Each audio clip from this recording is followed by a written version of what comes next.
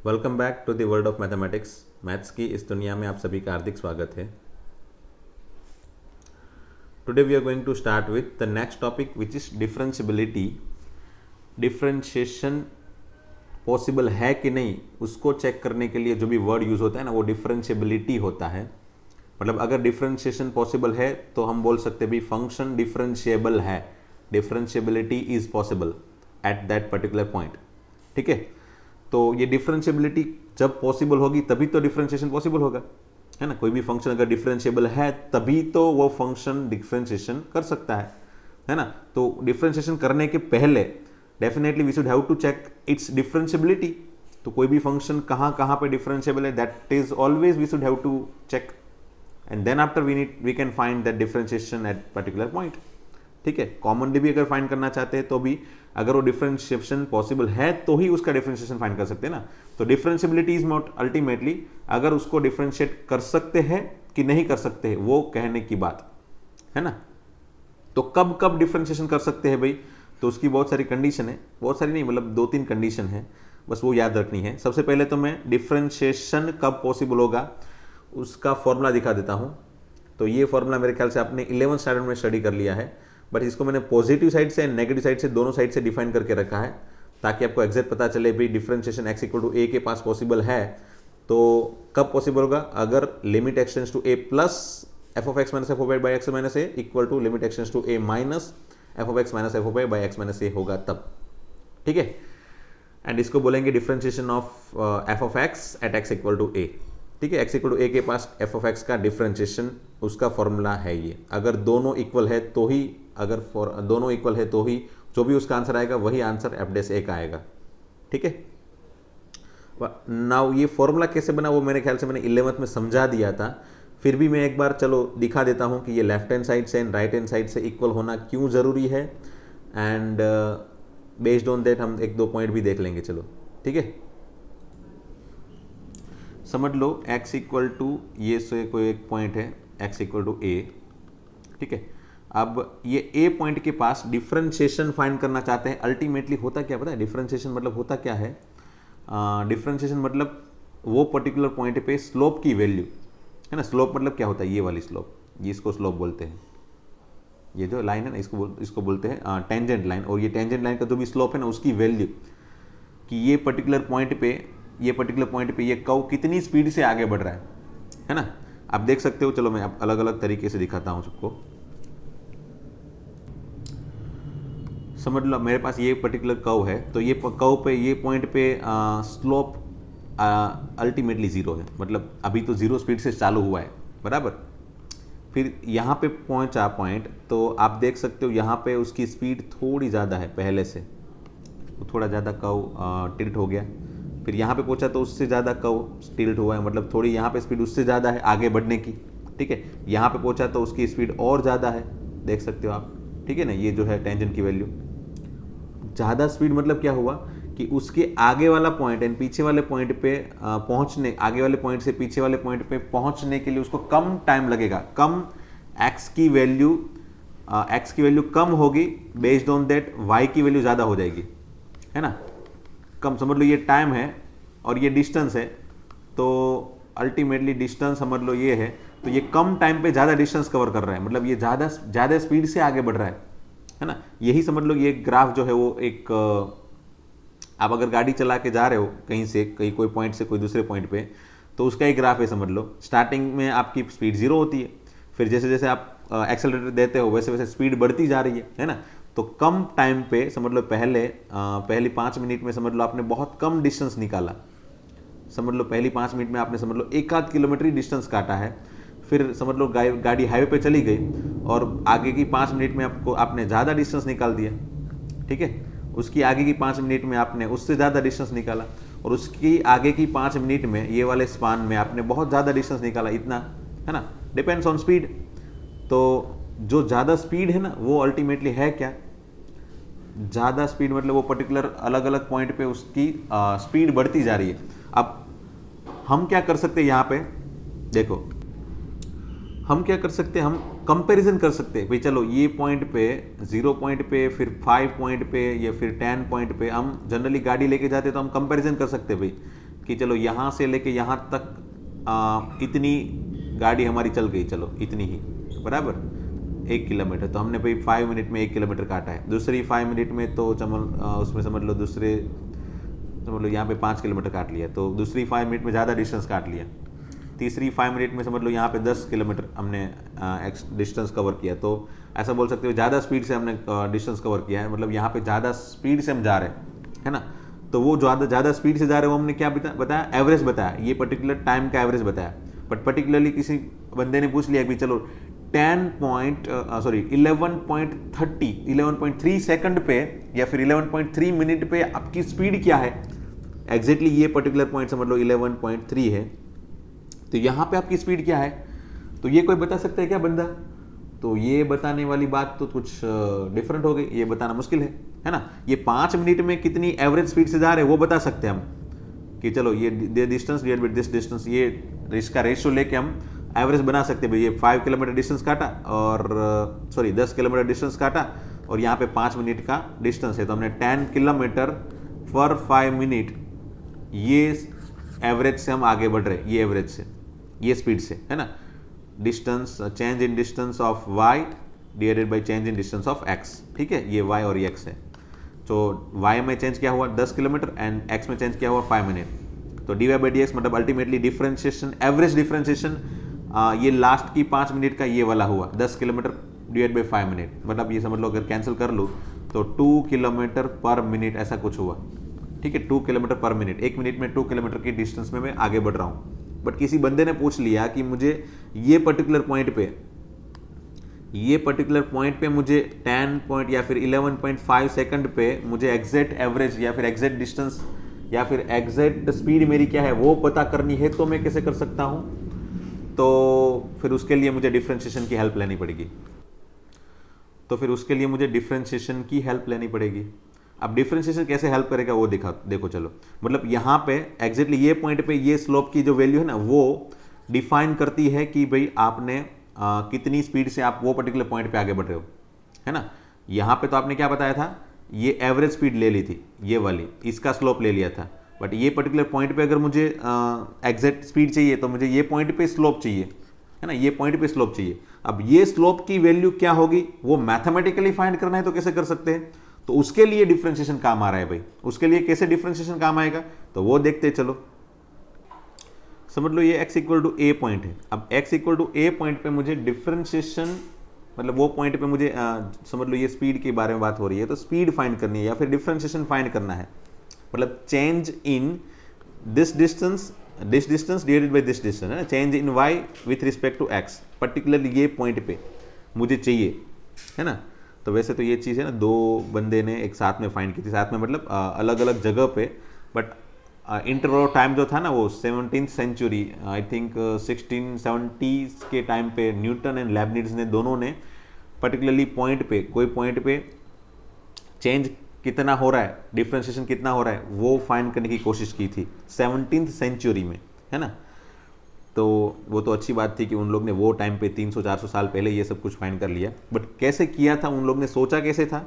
तो उन लोग के पास वही चैलेंज थी कि भाई एवरेज पता थी कि भाई ये पॉइंट से ये पॉइंट तक हम अगर टाइम पे जा रहे तो वो उतना डिस्टेंस कवर कर रहा है, तो उसकी एवरेज ये होगी। बट उसको इंस्टेंटेनियस स्पीड या फिर इंस्टेंटेनियस डिफरेंस जो था ना, इंस्टेंटेनियस पर्टिकुलर पॉइंट पे डिफरेंशिएशन या फिर डिफरेंस कितना कवर हो रहा है वो पता करना मुश्किल हो गया था उन लोग के पास। तो फिर उन लोग ने सोचा क्या, स्पेशली न्यूटन ने क्या सोचा कि चलो मैं क्या कर रहा हूँ, दोनों साइड से जा रहा हूँ, समझ लो ये पॉइंट से जा रहा हूँ, ये पॉइंट से समझ लो ये पॉइंट पे पहुँचूंगा मैं, समझ लो। तो यहाँ पे ये जो स्लोप है ना, वो स्लोप की वैल्यू क्या होगी, देखो समझ लो ये पॉइंट को है उसको on an average F of x नाम दे देते, एक्स नाम, बराबर। तो उसका आंसर क्या हो गया, एफ ऑफ एक्स हो गया भाई, ठीक है। और ये जो स्लोप है, ये स्लोप समझ लो ये स्लोप है, उसकी वैल्यू क्या हो गई वो सोचनी है। तो हम क्या सोचते भाई, तो ये जो है ये डिस्टेंस कितना होगा, तो पर्टिकुलरली एफ ऑफ एक्स, यहाँ पे एफ ऑफ एक्स डिस्टेंस है और यहाँ पे ए पॉइंट है ना, तो ये पॉइंट एफ ऑफ ए हो गया। तो ये distance f of x minus f of A हो गया, ठीक है, ये distance f of x minus f of A हो गया। और ये डिस्टेंस कितना हो गया भाई, तो ये समझ लो x डिस्टेंस है, यहाँ से यहाँ तक तो x डिस्टेंस हो गया ना, x डिस्टेंस, और यहाँ से लेके यहाँ तक का a डिस्टेंस है, तो ये डिस्टेंस कितना हो गया भाई टोटल x माइनस ए, तो x माइनस ए, ठीक है। तो जो x माइनस ए डिस्टेंस है वो ये वाला है, x माइनस ए डिस्टेंस। अब बंदे ने सोचा क्या, न्यूटन ने सोचा क्या कि भाई ये मैं क्या कर रहा हूँ, इसको मैं कम करते जा रहा हूँ, उसको मैं कम करते जा रहा हूँ। समझ लो ये पॉइंट पे अगर ले रहा हूँ तो ये स्लोप इतना बनेगा, है ना। फिर ये पॉइंट से लेके जा रहा हूँ तो स्लोप इतना बनेगा, फिर ये पॉइंट से तो इतना, वैसे वैसे चलते जा रहा है, तो ये लास्ट में जो मुझे स्लोप बनेगा ना, ये मेरा एग्जैक्ट स्लोप चाहिए। मेरी पहले लाइन ये वाली थी, खास ध्यान रखना भाई, वंस अगेन, पहले मेरी लाइन थी ये वाली, फिर ये वाली, फिर ये वाली, एंड देन लास्ट में ये वाली बन गई जो मुझे चाहिए थी, वो अप्रोचिंग लाइन, है ना। तो वो कैसे कैसे बनी, जैसे जैसे मैंने अपने x की वैल्यू, मैंने पहले x की वैल्यू यहाँ पे रखी थी, फिर x की वैल्यू यहाँ पे रखी, फिर x की वैल्यू मैंने यहाँ पे रखी, मतलब x की वैल्यू में कौन से पॉइंट की तरफ लेके गया भाई, a के पास। तो जैसे जैसे मैंने x की वैल्यू a के पास लेके जा रहा हूँ, अल्टीमेटली मेरे लिमिट की value, limit f x is tends to a, x की वैल्यू में a के पास लेके जा रहा हूँ, उसका मैंने वही हुआ ना। तो लास्ट में x की वैल्यू a के पास, मतलब एग्जैक्टली a के पास जाऊंगा मैं, सब बहुत ही नज़दीक वाले पॉइंट से जाऊंगा मैं, बराबर a के पास, तब जाके मुझे ये जो मिलेगा ना वो मेरा स्लोप होगा, है ना, वो मेरा फाइनल स्लोप होगा। ये पॉइंट पे जो मुझे पॉइंट चाहिए, वो पॉइंट पे मुझे फाइनल स्लोप कब मिलेगा भाई, ये वाले पॉइंट पे, ये मेरा फाइनल स्लोप होगा। तो उसकी वैल्यू ये वाली है, बराबर। अब वो पॉजिटिव साइड से एंड नेगेटिव साइड से, दोनों साइड से इक्वल होनी चाहिए, बराबर। अगेन ये लाइन जो है वो भी अगेन इसी को अप्रोच कर रही है, ये वाली लाइन को अप्रोच कर रही है धीरे धीरे, जैसे जैसे मैं x की वैल्यू a की तरफ नेगेटिव साइड से लेके जा रहा हूं तब। तो अगर ये दोनों इक्वल है, अगर ये दोनों चीज इक्वल है तभी डिफरेंशिएशन पॉसिबल है, बराबर। ये दोनों टेंजेंट सिमिलर होना चाहिए और उसकी वैल्यू ये वाली होगी, ठीक है। इसीलिए तो ये फॉर्मूला बन गया ना, f of x minus f of a by x minus a, limit x tends to a plus limit x tends to a minus. अगर ये दोनों चीज इक्वल है तभी डिफरेंशिएशन पॉसिबल होगा, एंड उसकी वैल्यू होगी वो पॉइंट पे डिफरेंशिएशन की वैल्यू, ठीक है। अब अगर दोनों इक्वल नहीं है तो डिफरेंशिएशन पॉसिबल नहीं है ना। तो एक दो नोट्स देख लेते हैं, चलो। अगर फंक्शन डिफरेंशिएबल है तो वो फंक्शन कंटिन्यूस है डेफिनेटली। इट मीन्स कि अगर फंक्शन कंटिन्यूस नहीं है, अगर फंक्शन कंटिन्यूस नहीं है तो डिफरेंशिएशन पॉसिबल है नहीं, खत्म, बात ही खत्म हो गई। अगर फंक्शन कंटिन्यूस नहीं है ना तो कभी भी डिफरेंशिएबल नहीं होगा। उसका एक रीजन है, देखो समझ लो ये ग्राफ है डिसकंटिन्यूस फंक्शन का और मुझे चाहिए LHD एंड RHD। तो LHD में फाइंड करने जाऊंगा ना LHD, तो मुझे डेफिनेटली यही मिलेगा। समझ लो ये पॉइंट से फाइंड कर रहा हूँ मैं, ऐसे ऐसे नज़दीक नज़दीक में लेके जा रहा हूँ, तो लास्ट में मुझे यही स्लोप मिल जाएगा, बराबर। तो ये मेरी जो लाइन थी ना, ये वाली लाइन, वो धीरे धीरे इस लाइन को अप्रोच करेगी, बराबर। तो मुझे LHD ये मिल जाएगा जैसे जैसे मैं x को a की तरफ लेके जा रहा हूँ तब, ठीक है। x को a की तरफ लेके जा रहा हूँ, a मतलब a पॉइंट ये है, इसका आंसर यहाँ पे है, a का आंसर, ठीक है। अब जैसे जैसे मैं राइट हैंड साइड से डिफरेंशिएशन फाइंड कर रहा हूँ, तो चलो ये पॉइंट से अगर मैं बनाऊंगा ना तो मुझे ये वाला स्लोप नहीं मिलेगा, मुझे इसकी वैल्यू ये वाली नहीं मिलेगी, मुझे ये वाली मिलेगी, क्योंकि a तो ये है, तो x जो है ना वो इस पर्टिकुलर पॉइंट को अप्रोच करेगा। तो जैसे जैसे मैं आगे बढ़ते जा रहा हूँ a की तरफ, वैसे वैसे लाइन ऐसी बनती जा रही है, देखो देखो। तो ये लास्ट में मैं जैसे जैसे x को a की तरफ लेके गया तब लास्ट में जो लाइन मिली ना मुझे, वो ये वाली मिली। तो अगर मैं देखूंगा ना तो LHD की वैल्यू तो कुछ ना कुछ मिल जाएगी मुझे, समझ लो 0.5 ऐसा कुछ मिल गया, बट RHD की वैल्यू आप देख सकते हो वर्टिकल लाइन आ गई। तो RHD की वैल्यू पॉसिबल ही नहीं है, नॉट एग्जिस्ट ऐसा कुछ आ जाएगा। जब भी फंक्शन डिसकंटिन्यूस होगा ना तो LHD या फिर RHD दोनों में से कोई एक आध नॉट एग्जिस्ट जैसी, या फिर दोनों नॉट एग्जिस्ट जैसी चीज़ें आ जाएगी। LHD एंड RHD में से दोनों एक आध हमेशा ही पॉसिबल ही नहीं होगा, एग्जिस्ट ही नहीं होगा। इसलिए बोल रहा हूँ कि भाई LHD RHD पॉसिबल ही नहीं है तो फिर फंक्शन डिसकंटिन्यूस है, सॉरी फंक्शन डिफरेंशिएबल नहीं है। सो अगर ये चीज़ें मुझे इन डिटेल नहीं लिखनी है, वो डायरेक्टली मुझे बता देना है, तो क्या मैं बताऊंगा, अगर फंक्शन कंटिन्यूस नहीं है तो फंक्शन डिफरेंशिएबल है ही नहीं, खत्म, है ना, ये बात खत्म। एंड अगर फंक्शन डिफरेंशिएबल है, अगर फंक्शन डिफरेंशिएबल है तो वो कंटिन्यूस है डेफिनेटली, है ना। अगर फंक्शन कोई पॉइंट पे डिफरेंशिएबल है तो फिर डेफिनेटली वो पॉइंट पे वो हमेशा ही कंटिन्यूटी क्रिएट करेगा, ठीक है। ठीक है, तो ये नॉट वन याद रखना कि भी फंक्शन डिफरेंशिएबल है तो कंटिन्यूस है, बट कंटिन्यूस नहीं है तो डिफरेंशिएबल नहीं है। ठीक है, एंड बेस्ड ऑन ग्राफ हम कब कब डिफरेंशिएबल नहीं है वो बोल सकते हैं ये 3 सिचुएशन पे।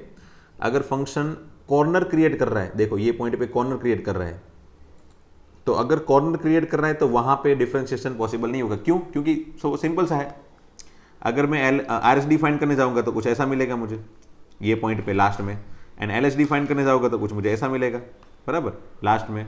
तो डेफिनेटली LHD एंड RHD दोनों सेम नहीं रहेगा तो डिफरेंशिएशन पॉसिबल नहीं होगा।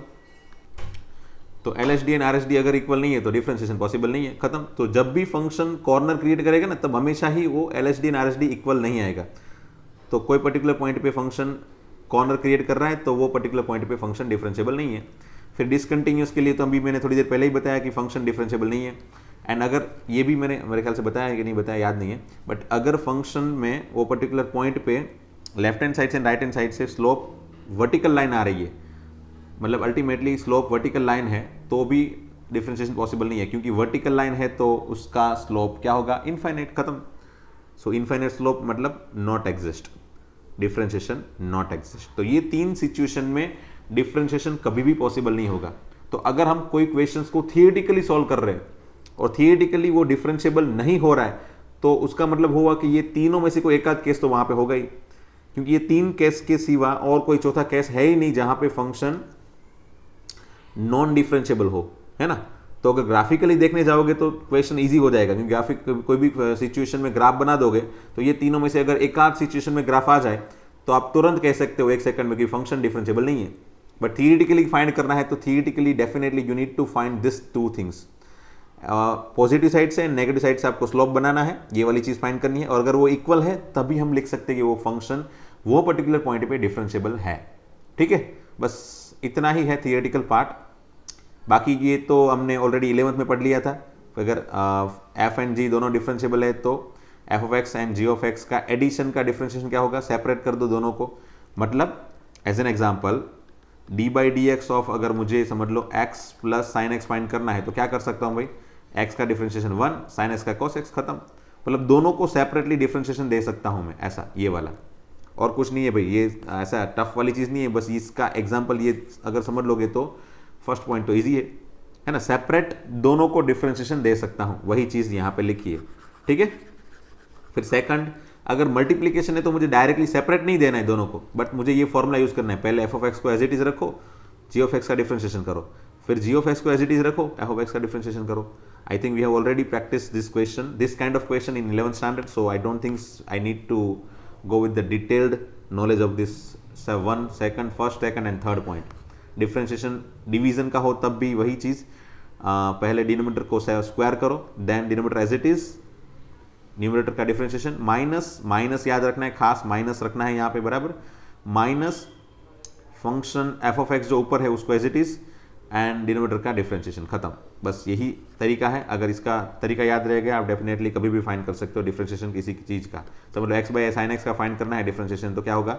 तो नीचे का sine square x as it is, sine x का स्क्वायर करके नीचे कर दो, फिर साइन एक्स को ही आगे पहले लिख लो, बराबर, साइन एक्स को लिख लिया, फिर ऊपर वाले का डिफरेंशिएशन दैट इज 1 माइनस ऊपर वाला as it is, and then नीचे वाले का डिफरेंशिएशन cos x, खत्म। बस ये हो गया अपना डिफरेंशिएशन किसका? x बाई साइन एक्स का। डिवीजन रूल अप्लाई करना इजी है अगर आपको आपकी प्रैक्टिस हो गई है तो। फिर ये 4th, 5th, 6th ये फॉर्मूला आपने ऑलरेडी 11th में पढ़ लिए है, तो अगर नहीं पढ़े हैं तो वापस एक बार स्टडी कर लो, अगर पढ़ लिए हैं तो एक बार रिकॉल कर लो। ठीक है, एक्स टू एन का sine x, cos x, tan x, sec x, cot x and cosec x. इसके सिवा बहुत सारे फॉर्मूला नए आएंगे ये सेमेस्टर में, ये पर्टिकुलर ईयर में, that definitely we will study later whenever we required.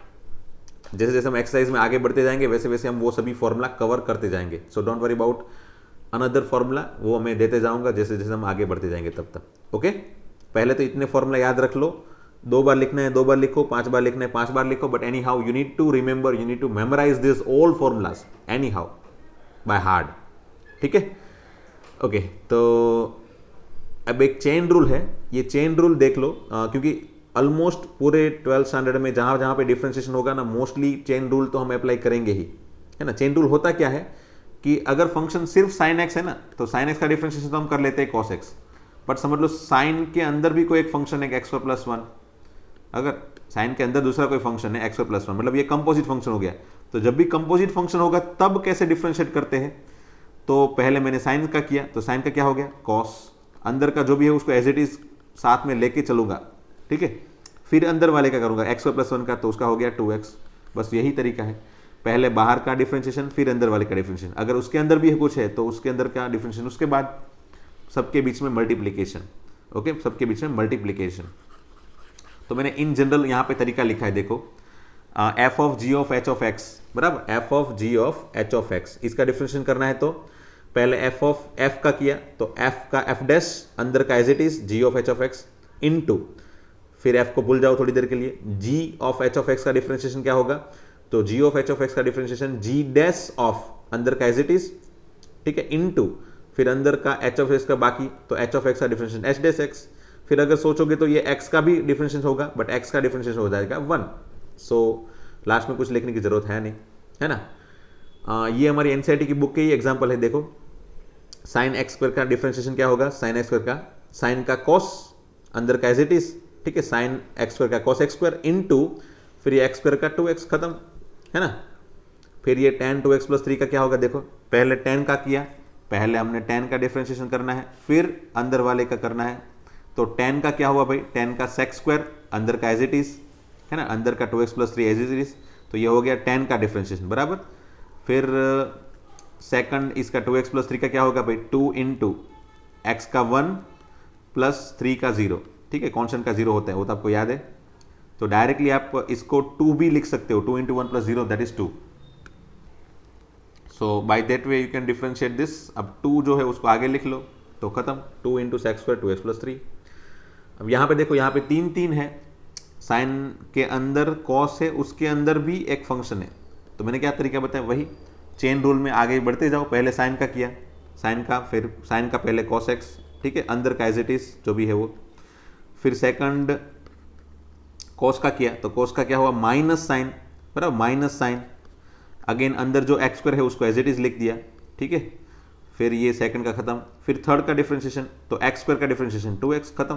तो इसी तरीके से हम आगे बढ़ते जाओ, बीच में मल्टीप्लिकेशन करते रहना, है ना, ठीक है। तो बस ये हो गया डिफरेंशिएशन।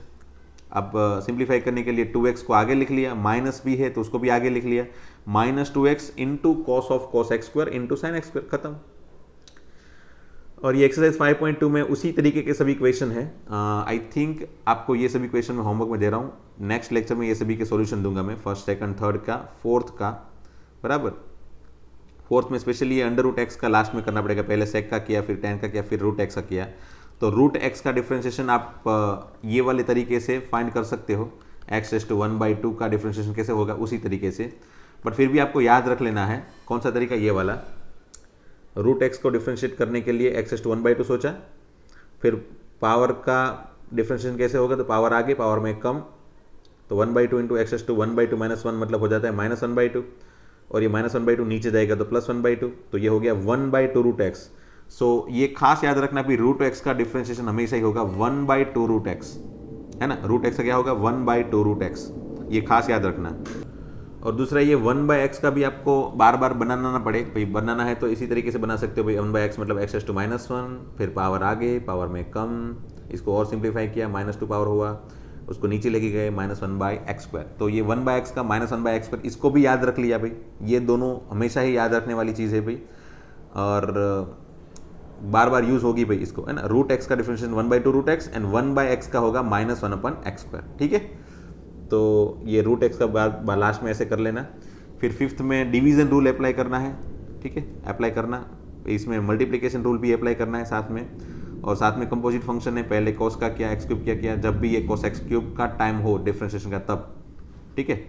एंड फिर इसको एज इट इज रखोगे और इसका डिफरेंशिएशन करोगे, तो पहले साइन स्क्वायर में, ठीक है, साइन स्क्वायर, अगर मुझे साइन स्क्वायर का ही डिफरेंशिएशन करना है तो कैसे करूँगा पता है आपको, तो बाहर का फंक्शन कौन सा हुआ भाई, साइन नहीं, पहले पावर जो है वो बाहर का फंक्शन है, फिर साइन का नंबर, फिर इसका नंबर, तो पहले इसका नंबर आएगा, फिर इसका नंबर आएगा, फिर इसका नंबर आएगा, है ना।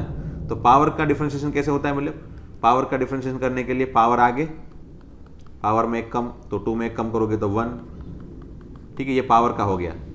फिर इनटू ये इनटू, फिर साइन का करना है, साइन का क्या होगा कॉस अंदर एज इट इज, फिर अंदर कौन बचा x⁵ है ना, तो उसका करना है 5x⁴, तो ये हो गया साइन स्क्वायर x⁵ का डिफ्रेंशिएशन। ठीक है, याद रखना भाई यहाँ पे इसका डिफ्रेंशिएशन करने में इसको यूज़ करना पड़ेगा।